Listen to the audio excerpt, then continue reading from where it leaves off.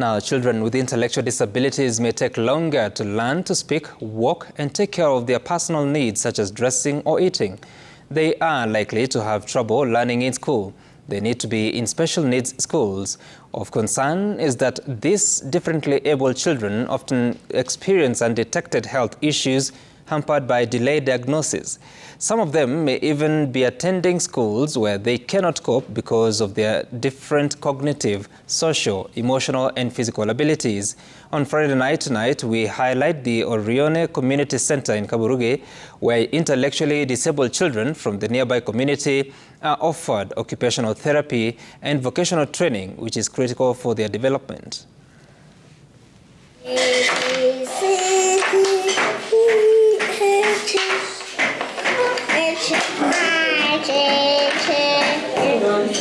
This is Orione Community Training Center. A safe space for developmentally challenged children. The center is nestled in the Kaburuge Catholic Parish. The children here have different conditions such as autism, cerebral palsy, Down syndrome, hydrocephalus, microcephalus, and speech disorders, among others. Raising a child with intellectual disability can be challenging. My daughter, she has cerebral palsy. She's now 10. And we're only in school for a year, so we had a lot of challenges when we were looking for a school. And in the areas where we were staying, I was staying in Thika, at one time I was staying in Kasarani, I was not able to locate a school. But more so when I went to the assessment areas to assess whether my child can be placed in a school, they would usually tell me, kindly wait, it is not yet time for you to go to school, and yet we were around 5 to 6 years. So I had to wait, and at some point I didn't know where to go. One, good, again. Children with disabilities are children first and hence have the same rights as other children. Still, many of them experience stigmatization, prejudice, and social exclusion. For us mothers who have children with intellectual disabilities, we go through so much in the community level and also even in the social platforms, maybe the churches, when we go out maybe to take your daughter maybe somewhere out so that they can enjoy another environment. You find that people will be there looking at you and wondering, why are you here? Most here are also exposed to social determinants such as poverty. We are basically trying to help the families to take care of these kids, because if you force them to pay, they have a very good option. They'll tell you, let my child stay at home. But at the end of the day, who is going to suffer? We look at maybe the damage we are doing to the kid. On weekdays, children from the surrounding community are picked from their homes by the school bus and dropped back home after school. 8, 9, 10. The demand for admissions is getting higher. The center now has 52 children, and the available transport cannot cater for the growing numbers.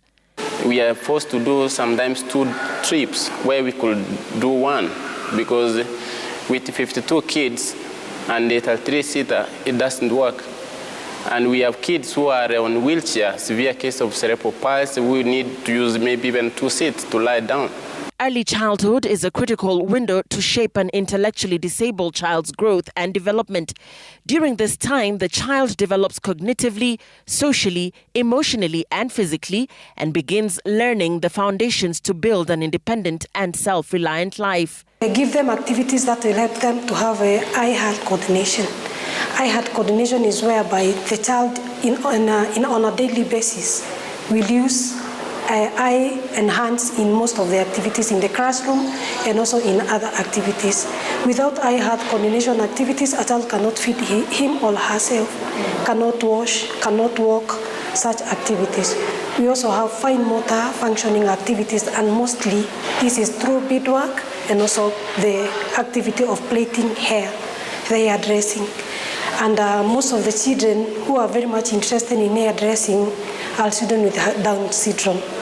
The emotional level of children with Down syndrome cannot be compared with a normal or typical child. So if you give her or him an activity in a hairdressing, they'll do it to completion.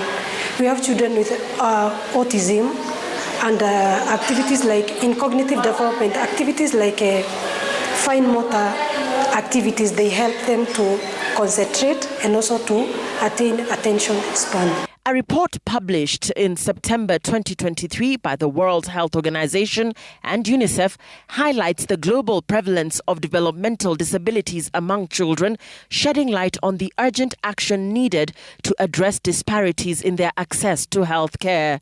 We have delayed milestone, head control, sitting, standing, walking, and also even speech. As an occupational therapist, I assess and also prepare a treatment plan for an individual kid because the condition are individualized.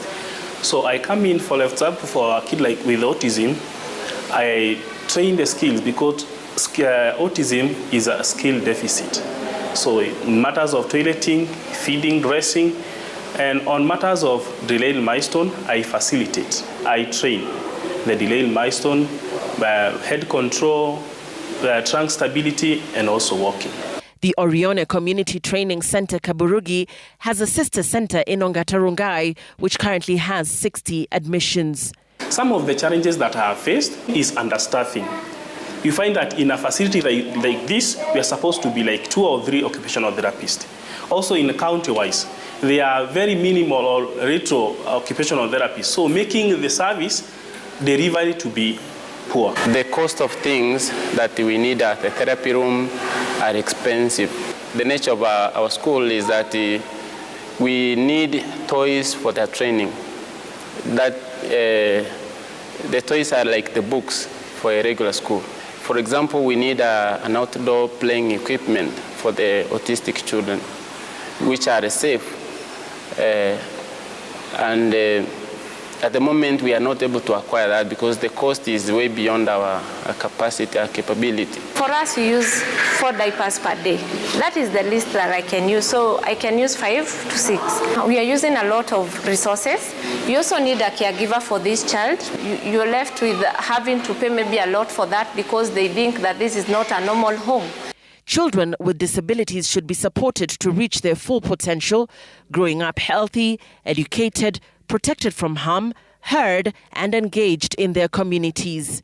When a kid is assessed and also intervened at an early stage, the progress will be more faster as compared to when the kid is delayed to be intervened.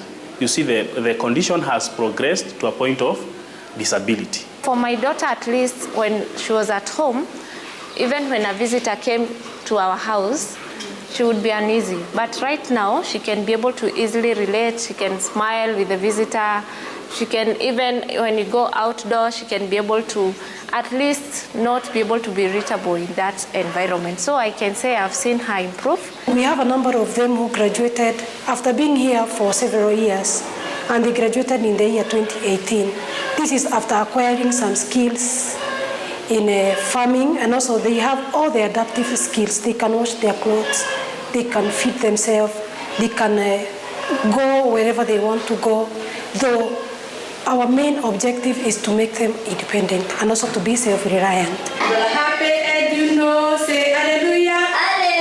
Although there is currently no cure for intellectual disability, most people can learn to improve their functioning over time, thereby allowing one to thrive.